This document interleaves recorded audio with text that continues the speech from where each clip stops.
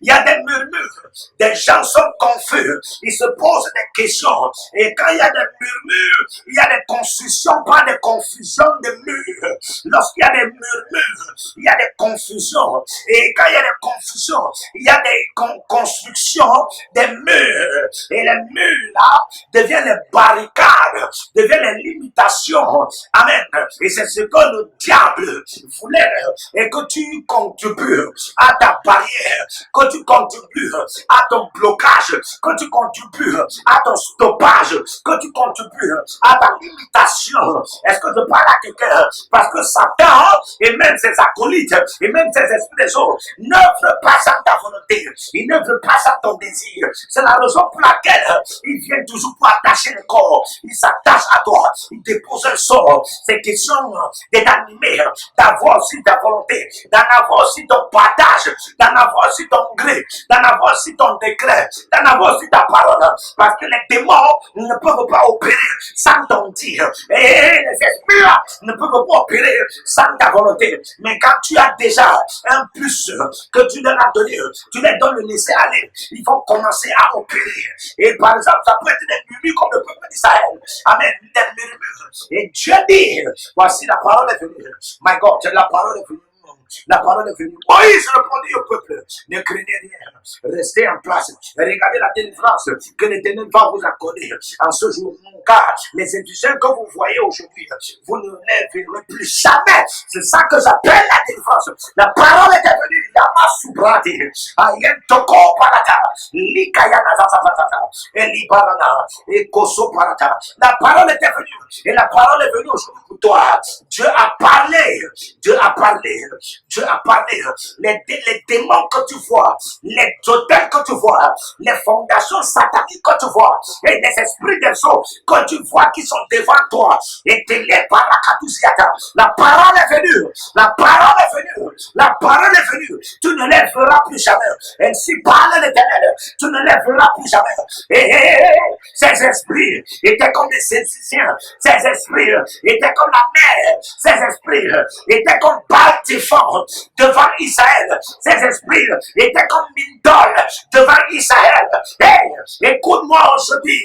Ces esprits sont aussi devant toi. Mais la parole est venue. Et Dieu dit, tous ces esprits représentent les païens, les Égyptiens, les idolâtres. Ils ne seront plus dans ta vie. Tu ne les verras plus. Tu ne les verras plus. Tu ne les verras plus. Tu ne les verras plus. In the name of Jesus. Hallelujah. Amen. La parole de Dieu pour la délivrance. Chaque délivrance que Dieu t'a accordée à sa parole. Amen. L'Éternel combattra pour vous et vous gardez le silence. Alléluia. Amen. Cinquième délivrance, quand tu apportes la parole de Dieu. Amen. On va lire Jean 11, à partir du verset 38. Jésus frémissant de nouveau en lui-même, se rendit au sépulcre. C'était une groupe et une pierre était placée devant. Jésus dit, ôtez la pierre. Notez bien que Jésus dit, ôtez la pierre. Marthe, la sœur du mort, lui dit, Seigneur, il s'en va. Car il y a 4 jours qu'il n'est pas. Jésus lui dit, ne t'ai-je pas dit que si tu crois, tu verras la gloire de Dieu. Ils ôtèrent dans la pierre. Et Jésus leva les yeux en haut et dit, Père, je te rends grâce de ce que tu m'as exaucé. Pour moi, je savais que tu m'exauces toujours, mais j'ai parlé à cause de la foule qui m'entoure, afin qu'ils croient que c'est toi qui m'as envoyé. Ayant dit cela, il cria d'une voix forte, Lazare sort, et le mort sortit, les pieds et les mains liés, bandes, et le visage enveloppé d'un linge. Jésus leur dit, déliez-le et laissez-le aller. Déliez-le et laissez-le aller. Amen. La parole de Dieu était venue ici pour la délivrance. La délivrance de l'esprit de mort et de la mort. Amen. Alléluia. Jésus dit, ôtez la pierre.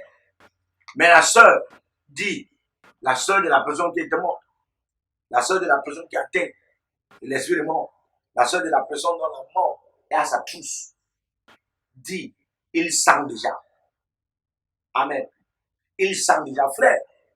Quand les esprits de mort sont contre les gens, ils utilisent même les familles. Ils utilisent même les membres de la famille. Ils peuvent utiliser quelqu'un qui soit en vie déjà pour t'attaquer. Il y a des gens, quand l'esprit de mort est après toi, tu te vois toujours avec les problèmes avec les gens de la famille. Il y a des gens, quand l'esprit de mort est après toi, tu te vois toujours les gens qui sont morts, qui te sont familiers. Alléluia. Jésus lui dit, t'ai-je pas dit que si tu crois, tu verras la gloire de Dieu? Amen. T'ai-je pas dit que si tu crois, tu verras la gloire de Dieu? Elle dit que le corps sent déjà. Ça fait 4 jours qu'il est là. Mais Jésus dit que, il t'a dit que si tu crois, tu vas voir la gloire. En d'autres termes, frère, la gloire de Dieu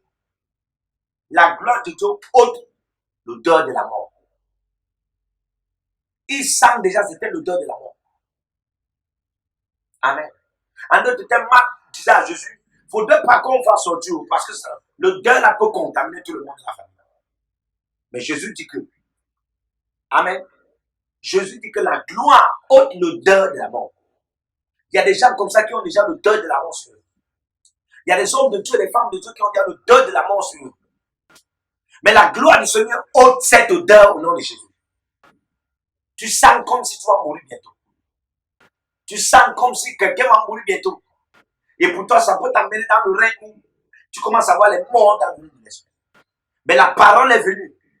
La parole est venue. Et la parole l'a proclamée en disant, ôtez cette pierre.